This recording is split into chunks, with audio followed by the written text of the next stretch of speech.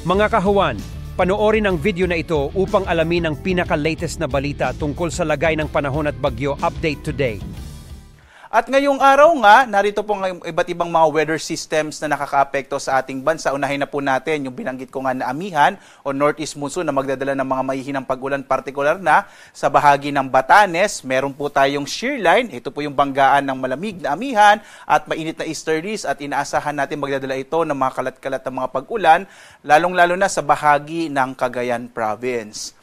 Samantala naman, patuloy yung pagmamonitor natin itong low pressure area na huling namataan 275 kilometers silangan ng Pag-asa Island sa Kalayaan, Palawan. Makikita po natin, green na po yung kulay niya, ibig sabihin po ay maliit na yung posibilidad or halos wala na itong posibilidad na maging bagyo. Either malulusaw po ito or lalabas ng Philippine Area of Responsibility. Nakapaloob siya sa mas malaking weather system na Intertropical Convergence Zone.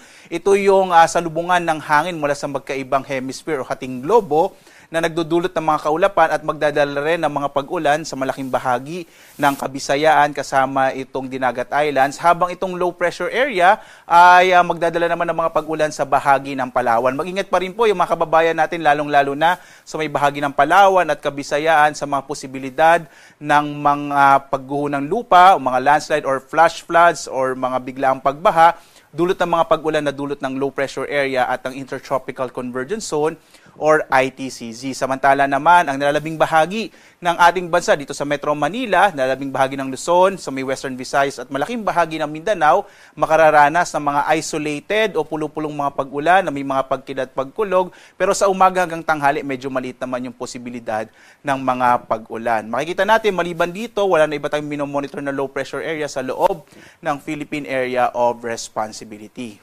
Sa lagay naman ng ating karagatan, inaasahan natin katamtaman hanggang sa maalo na magiging lagay ng ating karagatan, partikular na sa may northern Luzon, gayon din sa kanlurang bahagi ng northern and central Luzon dahil nga umiiral yung amihan, habang dito sa may eastern section po ng northern and central Luzon ay katamtaman yung magiging pag-alo ng karagatan.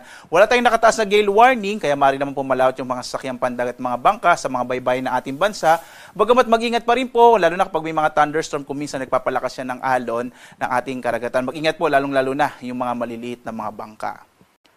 Ito naman po yating inaasahang magiging lagay ng panahon sa mga susunod na araw. Inaasahan po natin una itong low pressure area dito sa may sa malapit po sa may Kalayaan Islands sa Palawan ay maari po malusaw or maaring lumabas ng Philippine Area of Responsibility.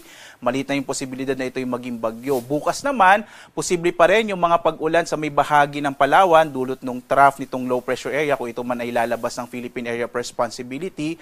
Samantala, pagdating po ng Huwebes hanggang Biyernes, muling inaasahan natin yung epekto or magpapatuloy epekto ng Intertropical Convergence or ITCZ, partikular na nga sa may bahagi ng Kabisayaan kasama yung Bicol region. Pagdating naman ng araw ng Sabado, araw po yan ng Undas, posible ang mga pag-ulan sa may bahagi ng silangang bahagi ng Northern and Central Luzon, yung area ng Cagayan, Isabela at Aurora. Posibleng epekto po ito ng shear line or yung banggaan ng mainit at malamig na hangin.